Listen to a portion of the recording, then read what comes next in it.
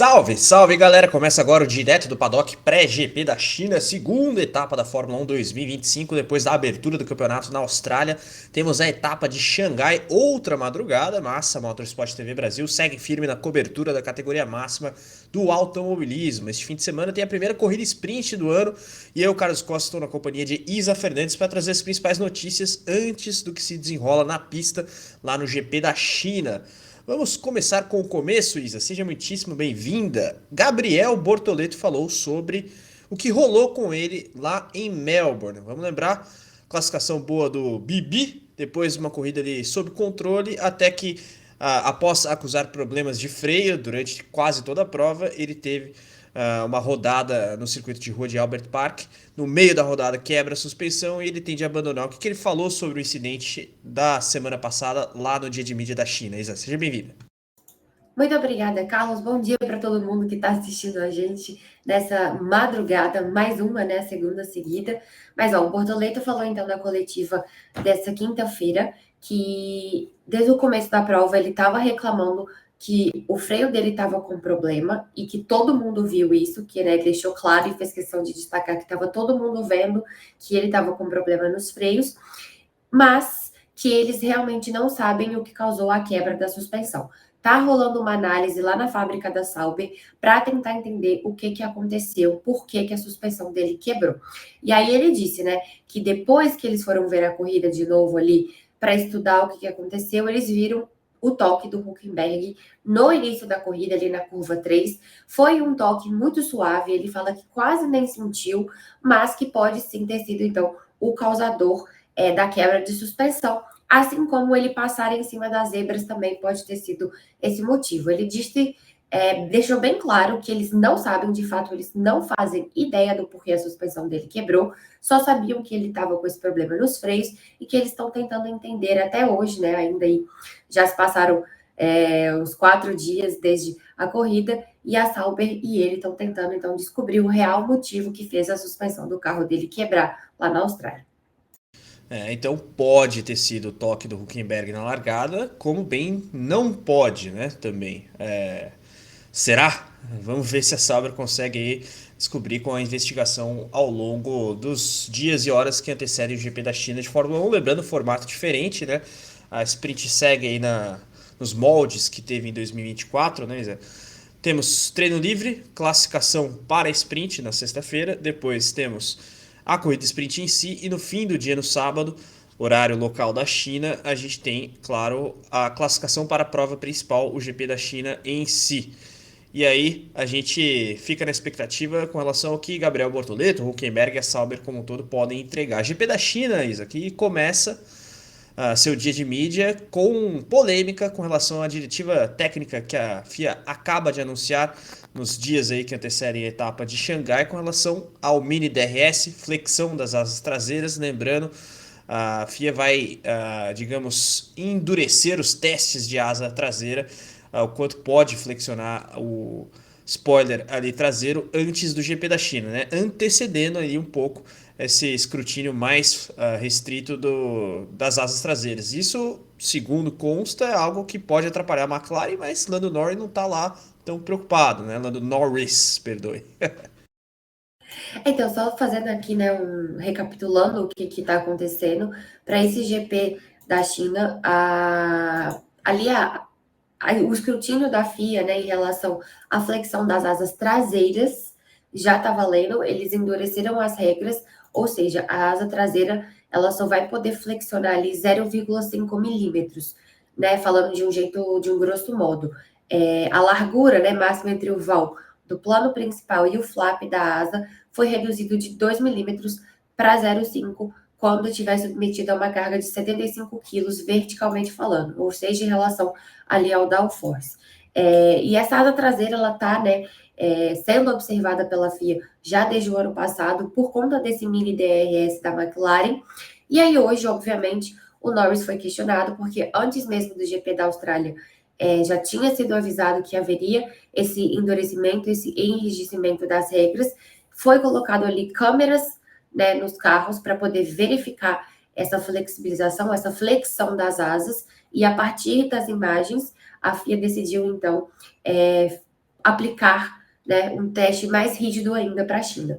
E aí o Norris foi questionado sobre isso, e ele falou o seguinte, ele falou que a McLaren não vai precisar mexer no carro, porque perguntaram para ele, né, se a McLaren ia precisar mexer, se isso ia desestabilizar o balanço, o equilíbrio do carro, e ele disse que não, que a McLaren não precisa mexer no carro, que a asa deles está ok, tá tudo certo, que na verdade ela tá muito boa e que eles ainda não forçaram ela ao limite, que eles precisam fazer isso e que essa mudança, essa diretiva técnica foi feita para outras equipes, que não foi feita para a McLaren, que tá tudo nos conformes por lá, que eles só precisam levar essa asa mais ao limite, que eles ainda não estão fazendo isso. Então falou assim, ó, gente, tem nada a ver com isso, não é pra gente, é para outra equipe. Será? O que se fala no paddock, né, e algo repercutido inclusive pelo motorsport.com internacionalmente, é que 4 equipes são as maiores suspeitas, digamos, de terem se beneficiado das Flexi Wings e do Mini DRS especificamente na asa traseira, né? A própria McLaren, Ferrari e Haas, que tem ali uma parceria técnica, digamos, e a própria Alpine. Vamos ver se Red Bull, Mercedes e companhia conseguem se aproximar da McLaren, em especial nesse GP da China. E o quanto a Ferrari eventualmente é impactada também, né? O Norris despreocupado, Isa, chama atenção até porque depois do GP da Austrália, os principais analistas técnicos de Fórmula 1 deram conta de que a grande vantagem da McLaren, pelo menos em Melbourne, não foi necessariamente a questão da flexão das asas, né? E mais o gerenciamento da temperatura de pneu, a construção ali da parte em que se encaixa a roda dianteira da McLaren, o duto de freio e tudo mais, que foi feito de uma maneira que resfria melhor o pneu. Isso permite que os pilotos corram ali com toda a potência e todo o grau ao longo de toda a disputa, né? Isa, você ia completar com alguma coisa, mano? E assim, foi bom até que você falou sobre isso, que não foi, né, só por conta dessa possível brecha na asa que a McLaren foi bem. E o Norris fala isso, que se eles já tivessem aplicado essa diretiva na Austrália, a McLaren ia continuar tendo um bom desempenho do mesmo jeito, porque, né, ele bate na tecla que não tem problema nenhum, que não tem nada fora das regras com a asa da McLaren. Galera. E aí, o que vocês acham que vai dar nesse GP da China? Lembrando, formato sprint, a gente já trouxe aqui como é o cronograma do fim de semana. McLaren chega como grande favorita, tem essa polêmica aí das asas flexíveis, mas também toda a história acerca do gerenciamento de temperatura de pneus por parte da McLaren. Façam suas apostas. Você que está com a gente, não esqueça de deixar o like também, se inscrever, ativar as notificações, dar a hypada no conteúdo. Curtida é muito importante, e a hypada também, porque assim o YouTube verifica se estão gostando do conteúdo. Palpite também para o que Gabriel Bortoleto poderá fazer nessa etapa de Xangai. Isa, vamos falar de motor de carro de Fórmula 1 agora, unidade de potência. A gente vem desde 2014 com a era híbrida na categoria, os motores V6 turbo híbridos que deixarão de ser usados da forma como são a partir de 2026. Aparentemente, agora a própria Federação Internacional de Automobilismo e a FOM, né, Formula One Management, discutem a possibilidade de mudar o planejamento que já está dado aí e assim resgatar os motores V10. Que história é essa, Isa? Conta pra gente. Pois é, o Mohammed Ben Sulayem não é de hoje que ele vem falando, né, sobre uma possível reintrodução dos famosos motores V10, só que agora essa conversa parece que está tomando um rumo um pouco mais sério. Porque, de acordo com o Automotor and Sport, é o jornal alemão, né, super conceituado e que, enfim, sempre traz boas apurações e boas informações, a Federação Internacional de Automobilismo está realmente, e agora falando de forma séria, avaliando a possibilidade de implementar essa mudança, ou seja, de trazer os V10 de novo a partir de 2030. Só que aí, né, com algumas mudanças aqui e ali, por exemplo, usando combustível renovável, diferente que não tinha naquela época.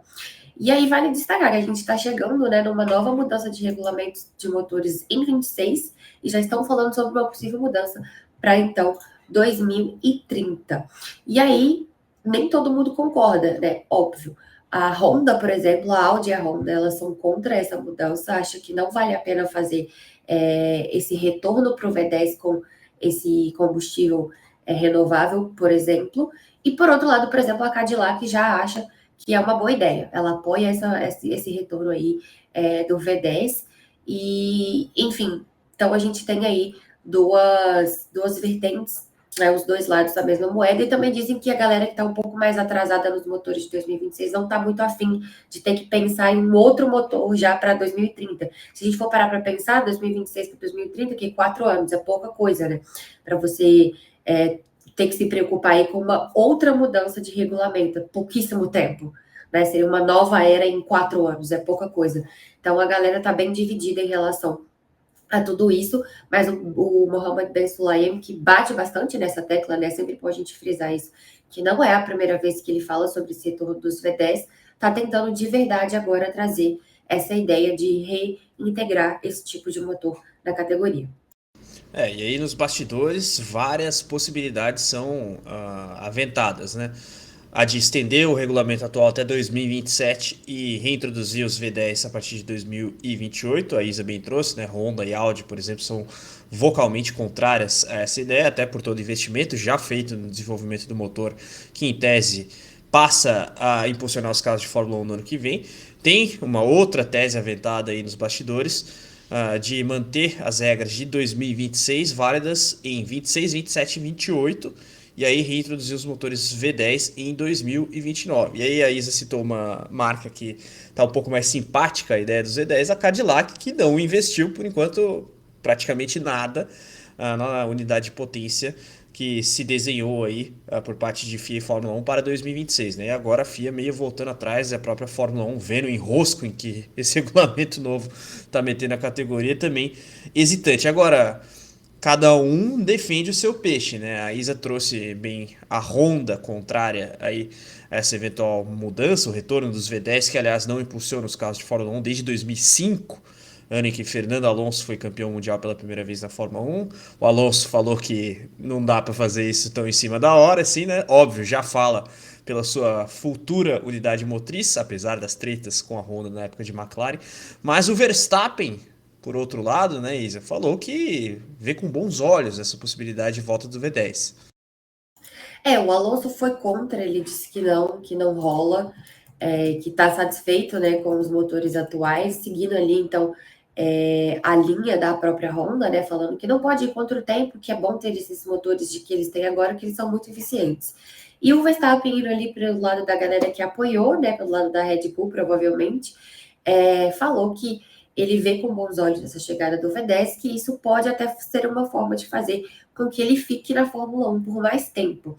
Verstappen também, que está sempre batendo nessa tecla, né, de aposentadoria, que não vai ficar muito tempo na Fórmula 1, ele que tem contrato até 2028 com a Red Bull, né, muito dificilmente ele se vê para além desse contrato de 2028. Então, para ele, ter um motor V10 seria uma chance, então, dele continuar na categoria por mais alguns anos. Vamos ver. Eu, particularmente, acho que você trazer um regulamento novo em 26, para dali 4 anos você mudar ele totalmente de novo e trazer um novo regulamento, é bem complicado, principalmente na era de teto de gastos, né? Então, fica difícil para as equipes jogar fora todo esse trabalho de 4 anos para poder começar tudo de novo, enfim, e fazer isso caber no orçamento. Mas vamos ver o que vai acontecer. Né? E o Verstappen, nesse caso, creio, fala também pela Red Bull, né? Que deve estar um pouco aquém da Honda, da Mercedes, da Ferrari no desenvolvimento dessa unidade de potência. Lembrando, Honda passa a ser a impulsionadora da Aston Martin ano que vem. A Red Bull tem aí a Red Bull Powertrains pela primeira vez fabricando os próprios motores taurinos em parceria técnica com a Ford. Agora, Isa, você trouxe à baila o contrato atual de Max Verstappen com a Red Bull Racing, cuja duração vai até o final de 2028, tem quem crave praticamente a saída do Verstappen da equipe de energéticos no final da atual temporada. Portanto, em 26 o holandês teria uma casa nova. Que história é essa, Isa? O Zac Brown, né? Eu adoro que ele assim, ele fala mesmo, ele não tá nem aí, ele sai falando, e aí ninguém pediu, ele tá falando do mesmo jeito, e ele só fala. E aí ele foi, obviamente, né, para ele falar sobre isso, ele foi questionado sobre o Verstappen, e aí ele destacou que ele acredita que o Verstappen vai sair da Red Bull no fim do ano e que muito provavelmente ele vai para a Mercedes. E aí ele falou: existem aí até uns rumores de que ele pode ir para Aston Martin por conta da chegada do Adrian Newey. Só que por melhor que ele seja, você precisa de uma equipe inteira ao seu redor. Você precisa construir uma cultura e isso leva tempo. E é por isso que eu acredito que ele vá para a Mercedes. E não é um papo, né, que foge muito daquilo que a gente vem falando já há um tempo e que o próprio Toto Wolff também deixa muito claro que ele sonha em ter o Verstappen na equipe, que ele não tinha essas conversas por conta do Hamilton e que agora ele está livre para poder conversar com o Verstappen, o que deixa um sinal mais do que de alerta ligado para o George Russell, que né, o que o próprio Gui sempre diz nas nossas lives, que se for para rodar alguém, vai rodar o Russell, porque o Antonelli não vai ser o que vai deixar o assento. Então fica aí, vamos ver se o Verstappen realmente está sabendo de alguma coisa da Red Bull que possa fazer com que ele deixe a equipe no final dessa temporada.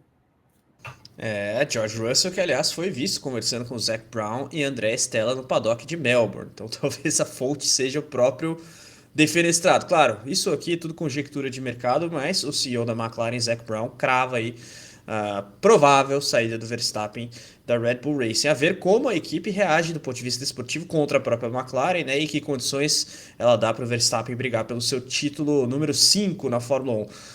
Verstappen é destaque do noticiário por mais uma questão, Isa. A troca de farpas dele com Damon Hill não é George Russell dessa vez, ela segue repercutindo no noticiário. Dessa vez, Niki Lauda entrou no meio da discussão, óbvio, de maneira não ativa, digamos. O saudoso Niki Lauda, grande piloto da história da Fórmula 1, mas acabou sendo citado em meio ao enrosco do Rio com o Verstappen, e a Isa explica essa história depois de Flávio Briatore defender Max Verstappen e tudo mais. Isa, qual o novo capítulo do rolo Rio-Verstappen? Diga. Pois é, essa rixa, né, do Rio contra o Verstappen, ela não é nova, ela já vem aí de um tempo, e dessa vez teve mais um capítulo. Vamos lá, o que que aconteceu? O Alan Prost fez uma comparação de Verstappen com Niki Lauda, destacando a honestidade dos dois, falando como que o Verstappen parece com o Lauda em relação à franqueza, né? Que sempre que você perguntar para qualquer um dos dois o que eles estão pensando, a resposta seria muito honesta, seria ali muito franca e muito verdadeira. Só que o Rio foi lá, em um comentário no Instagram, né? Ele rebateu essa comparação feita do Prost. Ele foi lá e falou da cara dura, assim, tipo, falou com a maior franqueza do mundo também, que Verstappen nunca perde uma batida. E aí ele acrescentou ainda, só que Lauda pilotava com a mente, não com os punhos. Então, dando aí uma baita de uma alfinetada no Verstappen em uma comparação que foi feita por um outro, né, um outro piloto pelo próprio Prost, falando e destacando da honestidade de Verstappen, assim como o Lauda era muito honesto. Então, o Rio que toda oportunidade que ele está tendo, ele está alfinetando o Verstappen de alguma forma. Essa rixa não acaba aqui, pode ter certeza. Complicado, né? A gente sabe que ter ex-campeão mundial da Fórmula 1 como comentarista, repórter ali no paddock, acaba gerando alguns entreveros entre as personalidades do circo da Fórmula 1. Alain Prost também citado, né? Ele que é um dos defensores também da franqueza do Max Verstappen, e o Hill vem aí sendo crítico ao piloto holandês da Red Bull, em decorrência até dos últimos episódios com o próprio Russell, inglês, né? O Verstappen, assim como o Fernando Alonso, é crítico daquela que, na visão deles, é um enviesamento, digamos, pró-Inglaterra no mundo da Fórmula 1, especialmente com relação aos comissários esportivos, e claro, a gente fica de olho nos próximos capítulos desta história. Agora vamos registrar uma notícia triste que chegou aí na madrugada desta quinta-feira no Brasil.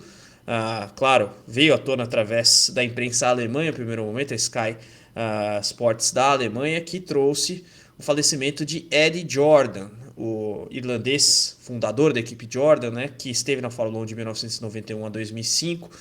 Jordan que morre aos 76 anos e vinha travando uma batalha difícil, a qual ele acabou cedendo, né, Isa? No fim das contas, a triste notícia que a gente traz aqui no Direto Paddock de hoje.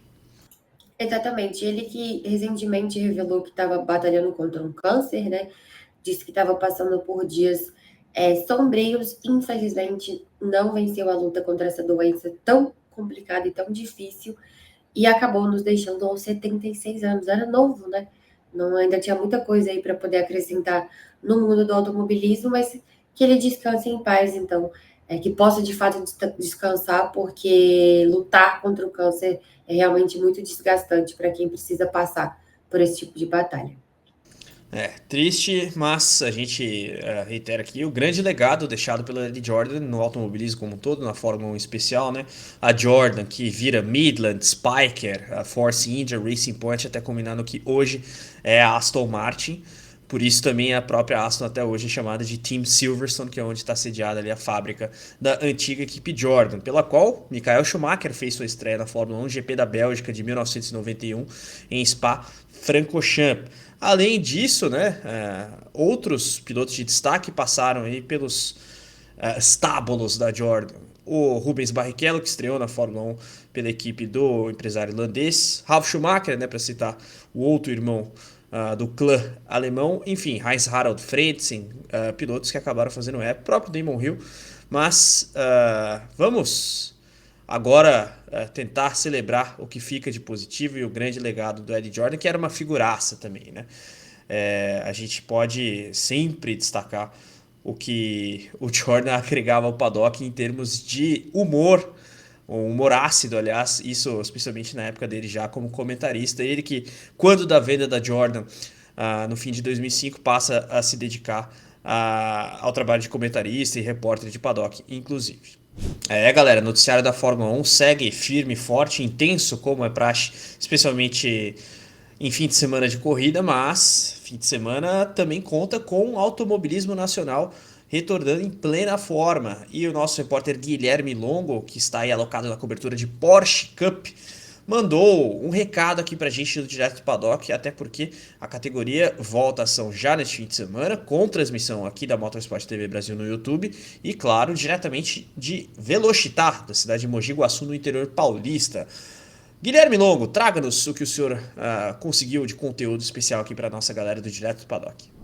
Salve Carlos, salve Isa, um abraço para todo mundo que tá acompanhando aí o nosso Direto do Paddock, uma pausa na Fórmula 1 pra gente falar um pouquinho de Porsche Cup Brasil, que nesse fim de semana abre a temporada 2025, que marca também os 20 anos da categoria. E essa semana rolou aqui em São Paulo um evento de lançamento de uma das duplas da temporada 2025. A Red Ram, a equipe do Caio Castro, se juntou com a Fúria, a gigante do mundo do esportes, que já está aí envolvida com outras modalidades, e trouxe também o Matheus Comparato, que inclusive é o primeiro piloto que a gente vai ouvir agora falando sobre a estreia da Porsche do atual campeão da Fórmula 4 Brasil. Matheus Comparato, agora piloto da Porsche Cup, vindo do título da Fórmula 4 Brasil, fala pra gente sobre a expectativa dessa estreia e a transição também, indo dos monopostos para uma categoria como a Porsche. Bom, as expectativas estão as mais altas possíveis, né? Aquele mix de emoções com ansiedade também, que faz um tempo que a gente não corre. Então, eu busco estar adquirindo o máximo de experiência possível, né? Como você falou, eu tô saindo de um Fórmula indo para um carro de turismo, a gente sabe que muda um pouco. Então, vamos tentar o melhor resultado possível. Você falou, não teve contato ainda com o carro, então vai ser esse fim de semana direto? Isso, vai ser a primeira vez contato com o carro esse final de semana, com um carro de turismo em geral, nunca andei. Então, acho que vai ser divertido. Bem, pelo menos a primeira pista, as duas primeiras pistas. Na verdade, você já conhece bastante com a Velocitar, né? Sim, a gente já andou bastante. Acho que no calendário é um calendário muito próximo ali da Fórmula 4. Tem as coisas só, né, as endurance são fora do país, mas de resto as pistas a gente já conhece. E hoje em dia dá para treinar bastante no simulador, então dá para se preparar bem. E fala pra gente essa parceria aí, você, Caio Castro, Fúria, Red Ram, como é que vai ser aí essa temporada 2025? Bom, é uma parceria nova, né? Muito bom estar com toda essa equipe, uma equipe sensacional. E a gente vai fazer um trabalho muito bom esse ano aí. Então, espero conseguir o melhor resultado com a equipe em geral. Maravilha, boa sorte nesse fim de semana. Obrigado. É isso aí, esse foi o Matheus Comparato e agora a gente vai ouvir o Akari, que é um dos sócios da Fúria, falando sobre esse projeto e o que esperar da Fúria na Porsche Cup Brasil. Akari, sócio da Fúria. Akari, conta pra gente como é que surgiu essa loucura de trazer a Fúria, um gigante do esporte, pro mundo do automobilismo. A gente sempre sentiu que onde tem adrenalina, onde tem emoção, onde tem alta performance, a Fúria mesmo tem um passaporte para chegar, assim, a gente consegue chegar, a gente consegue impactar, consegue mexer na cabeça do atleta, na cabeça da equipe, da comissão e tudo mais. A gente tem um processo, dividir esse processo com essa galera pra gente é bom prazer, a gente vai começar a fazer isso agora, né? Tentar impactar o máximo que a gente puder todo mundo da Ready Run, ser impactado por eles, porque eles são muito potentes também, e eu acho que essa combinação vai ser bombástica, assim, cara, a gente se sente com licença poética para invadir qualquer comunidade que tenha performance. Bem, e uma dupla pesada para esse ano de estreia, né? O Caio Castro, que já tem vitórias, é uma personalidade do paddock, e o Matheus Comparato, que é estreante, mas vem cacifado como atual campeão da Fórmula 4.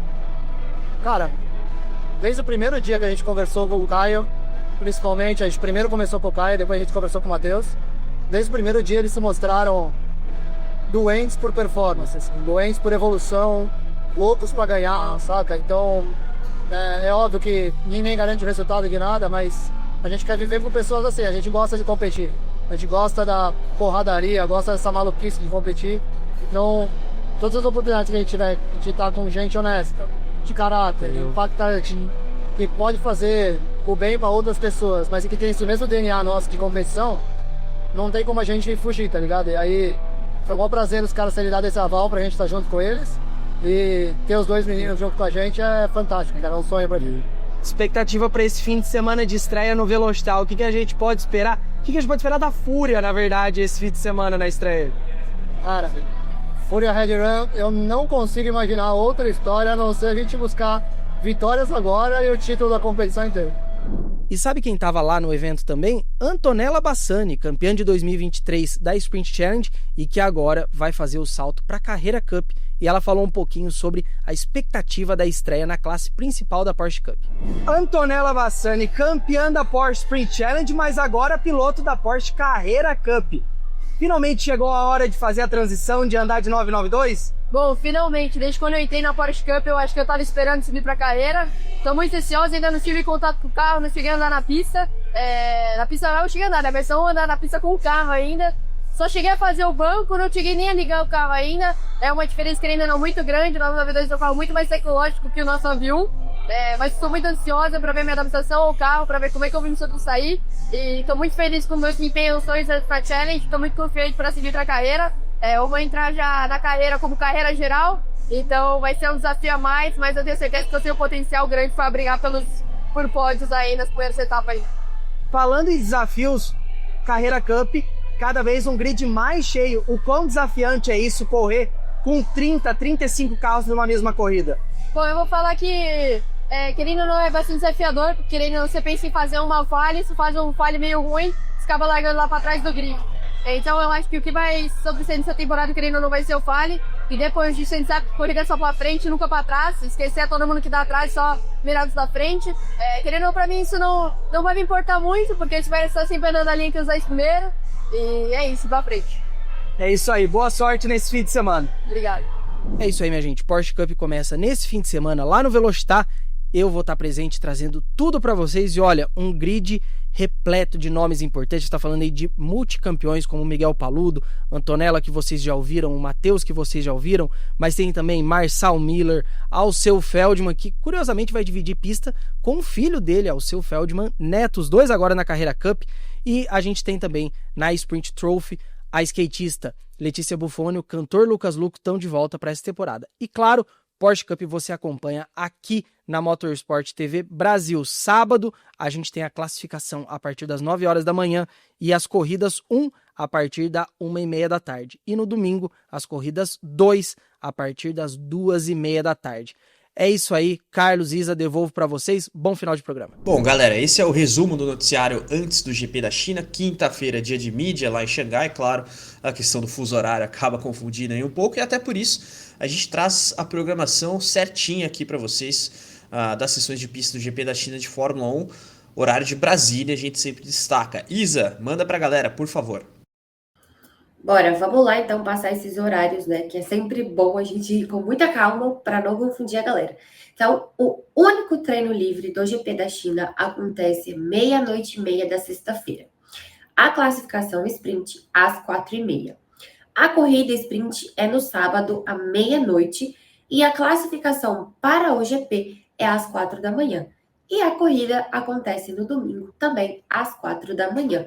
E lembrando que este fim de semana tem F1 Academy. Então, para quem gosta de acompanhar a categoria feminina, já na sexta-feira, a partir das 3... Já nesta quinta-feira, desculpa, a partir de 10h10 da noite, tem o treino livre 1.